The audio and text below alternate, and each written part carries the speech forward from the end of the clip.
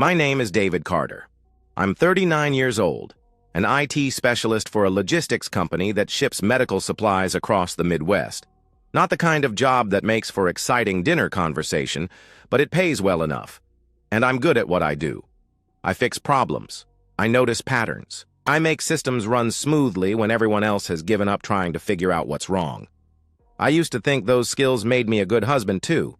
Sarah and I met 12 years ago at my college roommate's birthday party.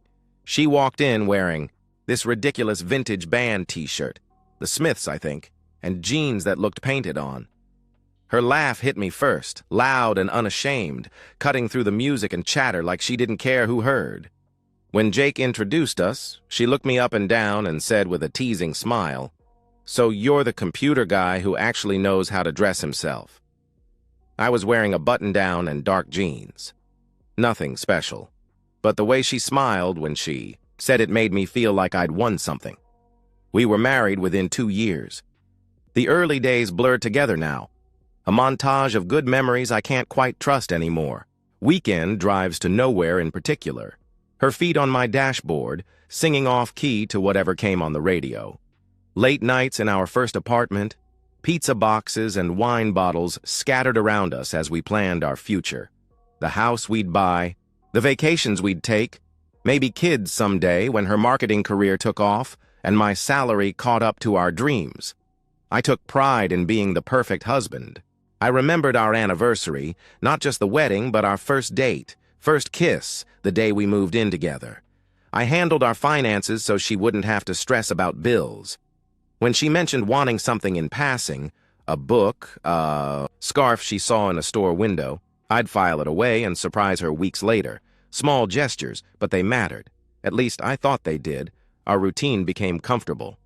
Morning coffee at 6:45, her in her robe scrolling through emails while I made eggs. The quick kiss goodbye at 7:30, tasting like her vanilla lip gloss. Dinner at 7, where she'd tell me about her impossible clients and backstabbing co-workers, while I nodded and offered solutions she never wanted, just someone to listen. I was good at that, too. The changes started small. Her phone began living face down on the dinner table. When it buzzed, she'd glance at it and flip it back over in one smooth motion, barely breaking conversation. "Just work," she'd say dismissively, even when I hadn't asked. The quick work calls that pulled her to our bedroom started lasting longer. 15 minutes became 30, then 45. I could hear her voice through the door, low and professional, but sometimes punctuated by that laugh, the one that had stopped being for me months ago.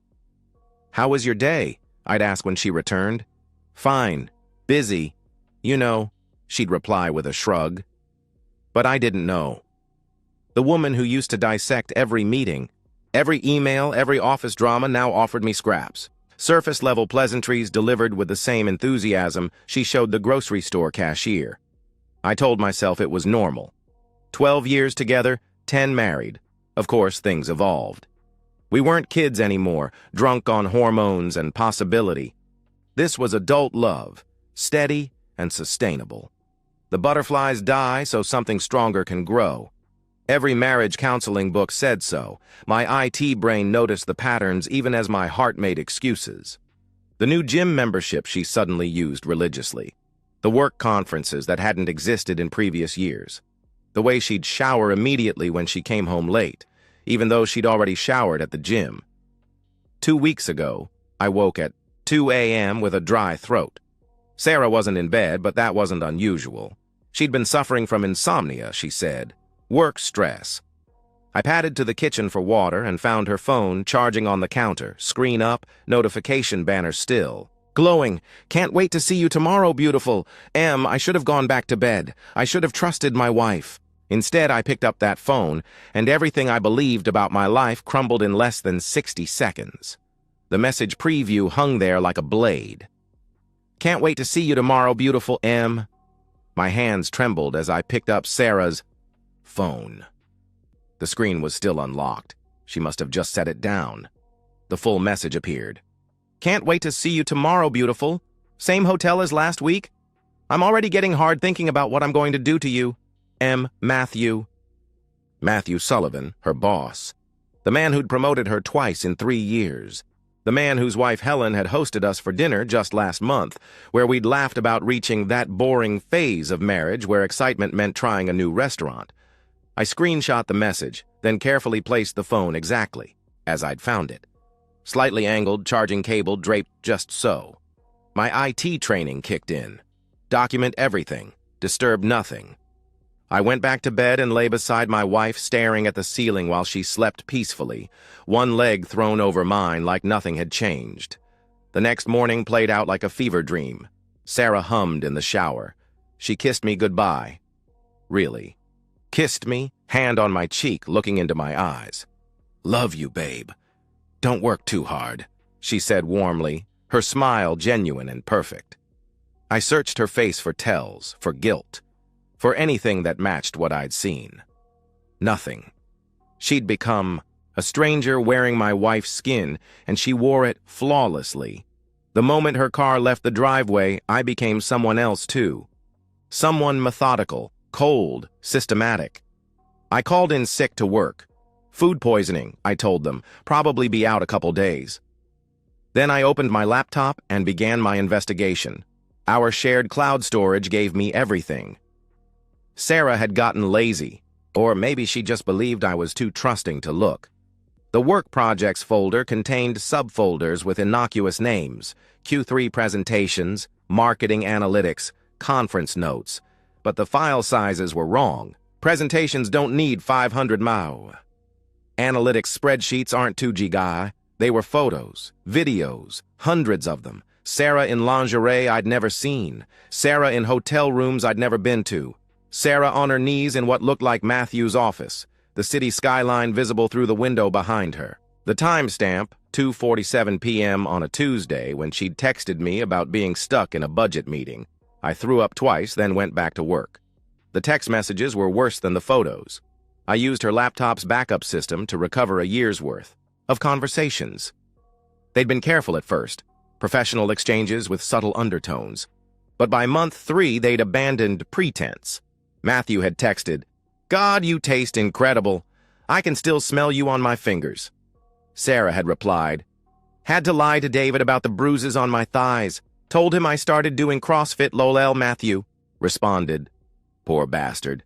Does he still think you're working late on Thursdays?" Sarah answered, "He's too boring to be suspicious. Probably relieved he doesn't have to pretend to be interested in intimacy anymore." That one sat me back in my chair. We'd had intimacy 2 nights ago. I'd initiated, and she'd seemed enthusiastic. Another performance, apparently. Another lie I'd swallowed without question. The worst thread came from 3 months ago.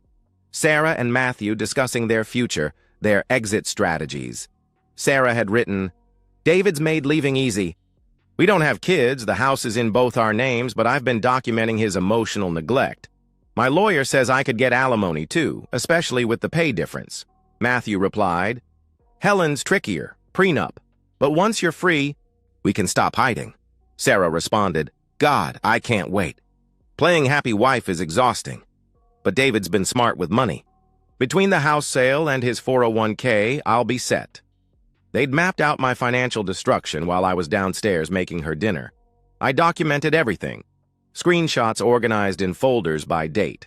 Hotel receipts from her credit card matching. Her client dinners. GPS data from her fitness app showing her at the Marriott downtown during her gym sessions. Even audio files. She'd been sending Matthew voice messages through an encrypted app, but the backups captured them before deletion. Her voice, breathy and cruel, just left the house. David made breakfast and kept trying to talk about vacation plans. So pathetic. He has no idea his perfect little wife is about to get intimate with her boss behind closed doors. Sometimes I almost feel bad for him. Then I remember how goddamn boring he is and the guilt goes away. She laughed. That same laugh that had made me fall in love with her. I saved everything to multiple drives, cloud servers, even mailed a USB to my brother with instructions not to open it unless I asked. By evening, I had a year's worth of evidence. Enough to destroy 2 marriages, 2 careers, 2 lives. Sarah came home at 6:47, 15 minutes late, but within the acceptable window. She kissed my cheek, mentioned traffic, asked about my day. I told her about a server issue at work, completely fictional but technical enough that she'd tune out. She nodded at the right moments while texting someone. Probably Matthew, hidden just below the table's edge. "Oh," she said suddenly, looking up with bright eyes. "I have something exciting to discuss. It's about our anniversary. 10 years, baby. I want to make it really special." Sarah wanted to make our anniversary special. After what I'd discovered, I realized I wanted the exact same thing, just not in the way she imagined. Sarah arrived home the next evening with an armload of wedding magazines and venue brochures, her face glowing with an excitement I hadn't seen in months. She spread them across our dining table like she was planning a military campaign, which, in a way, I suppose she was. "I want to do something big," she announced, flipping through pages of decorated ballrooms and garden parties. Not like a second wedding, but significant. Our friends, family, everyone important to us, show them we're stronger than ever. The irony was so thick I nearly choked on it. I watched her performance with new eyes, recognizing the calculated enthusiasm. This wasn't about our marriage. This was about image, about crafting a narrative for the divorce she'd been planning. "Look how devoted I was," she'd say later. "I planned this whole celebration right before he became abusive and controlling." "I love it," I replied, matching her energy. "Who were you thinking of inviting?" She pulled out her phone, scrolling through. Contacts. "Obviously our families, the Millers, the Johnsons. Oh, and people from work. You know how supportive they've been of my career." She paused, not meeting my eyes. "I'd really like Matthew and Helen to come. Matthew has been such an incredible mentor. It would mean a lot to have him there." My stomach twisted, but I smiled. "Of course. Helen's lovely. Remember that dinner at their place?" "Exactly," Sarah beamed, mistaking my compliance for obliviousness. "See? This is why I love you. You're so understanding about my work relationships." Over the next 3 weeks, I became the perfect anniversary party planner. I volunteered to handle all the technical aspects: the venue, catering, invitations, and especially the multimedia presentation. Sarah was delighted to delegate, freeing her up for what really mattered, spending more time with Matthew. I booked the Riverside Event Center, a gorgeous space with floor-to-ceiling windows and state-of-the-art projection equipment. The event coordinator, a sweet woman named Janet, walked me through their system. Multiple input sources, wireless presentation controls, full surround sound with independent zone control, perfect for what I had in mind. "Planning something special?" Janet asked, noting my detailed questions about the technical specifications. "You could say that. I want this to be an anniversary no one will ever forget," I answered with a smile. The invitation list grew to 52 people. I designed elegant cards with our wedding photo, young, hopeful, honest versions of ourselves. The RSVP website I created allowed me to track responses in real time. Matthew and Helen Sullivan confirmed within hours. Sarah mentioned this over dinner, trying to sound casual. "Matthew seemed really touched by the invitation," she said, cutting into her chicken. "He said it means a lot that we consider them such close friends." "Well, he's been so good to you," I replied, refilling her wine glass. "The promotion, the mentorship. We owe him a lot." She smiled, probably thinking about everything else she'd given him. "You're the best husband, you know that?" she said affectionately. The preparation consumed my evenings, but it gave me purpose. While Sarah claimed to be at yoga or book club or working late, I refined my presentation. 2 versions existed: the one she expected, a romantic journey through our decade together, and the real one, documenting her year-long betrayal in excruciating detail. The challenge wasn't technical, it was maintaining the facade. Sarah noticed my newfound attention, my enthusiasm for our anniversary. She became more affectionate, probably feeling guilty. She'd curl against me on the couch, play with my hair, tell me about her day. Fabricated versions. But she was trying. Once, she even initiated intimacy, whispering how much she loved me as she moved above me. I wondered if she closed her eyes and pictured Matthew. The hardest moment came when she showed me the dress she'd bought for the party. Emerald green, elegant but with a neckline that would definitely draw attention. She modeled it for me, spinning in our bedroom, asking if I thought it was appropriate. "You look beautiful," I said truthfully. "Everyone will be staring." "I only care about one person's opinion," she lied, kissing me softly. 3 days before the anniversary, Sarah came home practically vibrating with excitement. She'd been promoted again, Senior Director of Marketing Strategy, reporting directly to Matthew.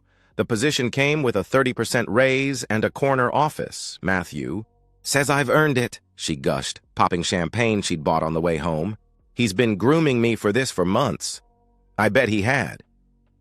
We toasted in our kitchen, glasses clinking. "To new beginnings," she said, eyes bright with plans I'd never be part of. "To new beginnings," I agreed, smiling as I raised my glass. She had no idea how right she was. Everything was about to change. The Riverside Event Center looked perfect. Warm Edison bulbs strung across the ceiling cast a golden glow over round tables dressed in white linen. Roses and baby's breath centerpieces. The projection screen dominated the east wall, currently displaying our wedding photo. Sarah radiant in white, me young and earnest in my rented tux, both of us believing in forever. Sarah worked the room like the marketing professional she was.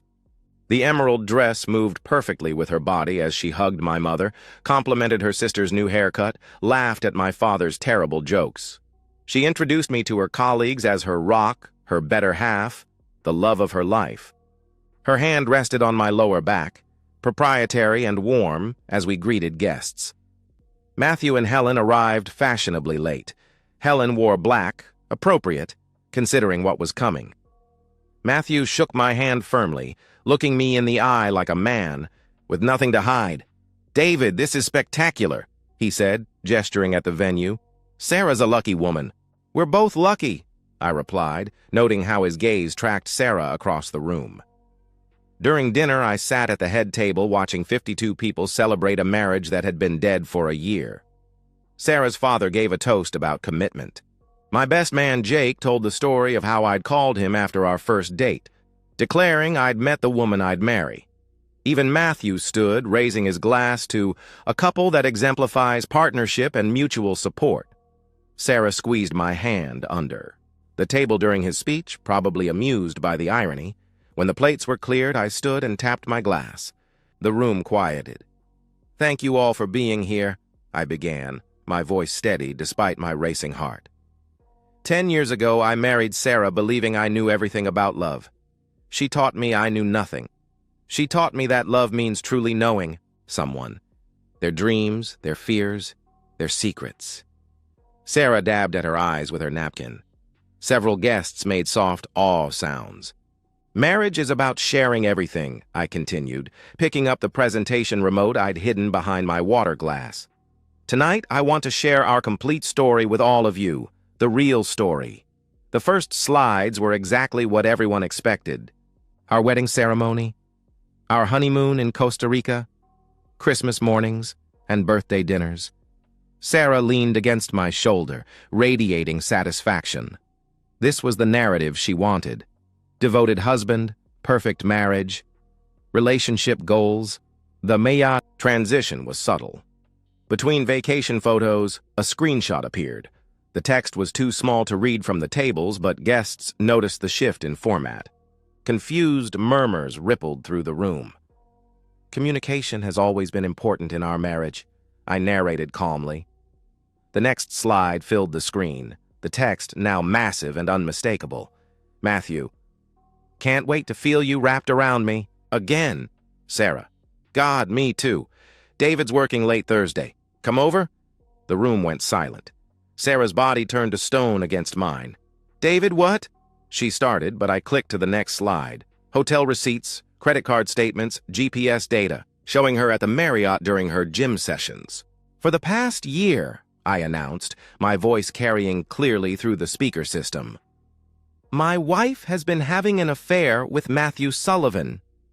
Helen stood so fast, her chair crashed backward. Matthew tried to grab her arm, but she was already moving, crossing the 10 feet between their table and ours with murderous intent.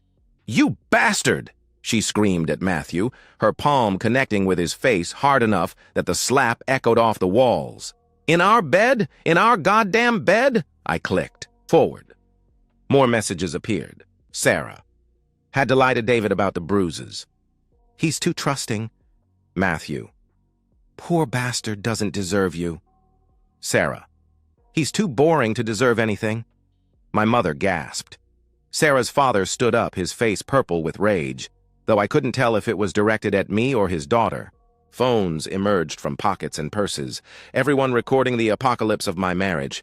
"Please," Sarah sobbed, mascara streaming down her cheeks. "Please stop." But I wasn't done. I clicked to the audio file. Sarah's voice filled the room, breathless and cruel. "David's so pathetic. He actually thinks I'm working late. He made me dinner last night and wanted to talk about vacation plans while I still had Matthew's inside me. Sometimes I almost feel bad for him. Then I remember what a boring prick he is, and the guilt goes away." Her laugh, that beautiful, terrible laugh, echoed through the speakers. Helen had moved on to attacking Sarah, having to be physically restrained by two of Matthew's colleagues. Sarah collapsed in her chair, sobbing hysterically, her perfect dress now stained with tears and runny makeup. The image on the screen behind her showed a photo she'd sent Matthew. Lingerie I'd never seen, in a hotel room I'd paid for with my boring salary. I set down the remote and looked at the crowd, our families, our friends, our colleagues, all frozen in various states of shock and second-hand embarrassment. "Thank you all for coming to celebrate our marriage," I said calmly. "As you can see, we have a lot to discuss privately. Please enjoy the rest of your evening. The bar is open until midnight." The exodus was immediate. People fled like the building was on fire, avoiding eye contact, murmuring sympathies I couldn't process. Sarah's parents stayed, her mother trying to console her while her father stared at me with something between sympathy and admiration. Within 10 minutes, only Sarah and I remained in the elegant space.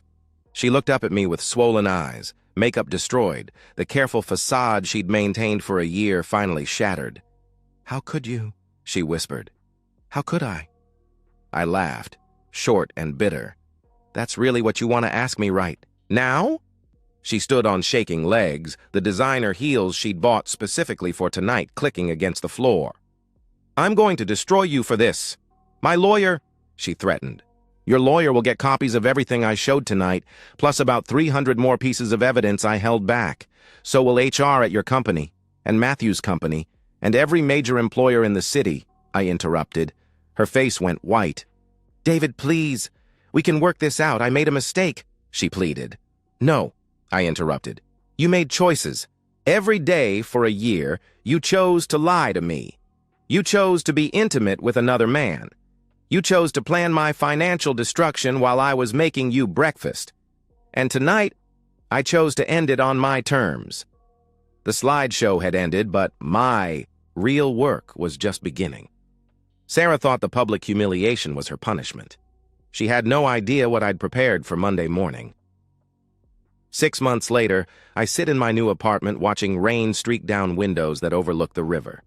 It's smaller than our house, 1 bedroom, galley kitchen, but the view makes up for the square footage. More importantly, it's mine. Only mine. The divorce finalized in record time.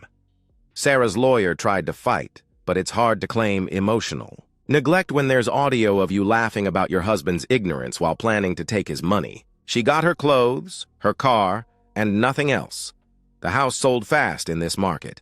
After splitting the equity and paying lawyers, I had enough for this place and a fresh start.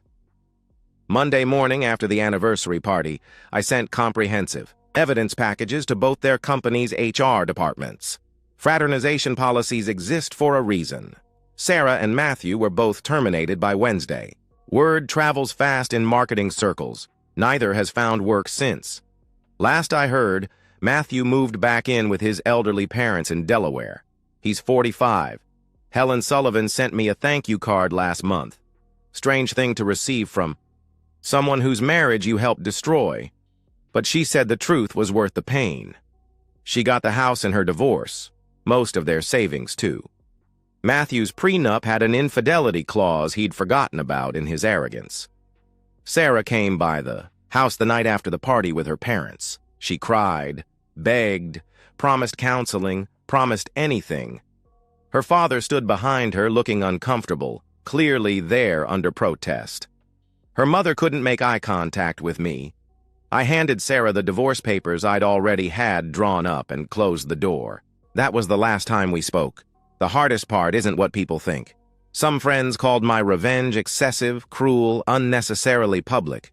Others, particularly the men who'd been cheated on themselves, bought me drinks and called me a hero. But their opinions don't keep me up at night. What's hard is the muscle memory.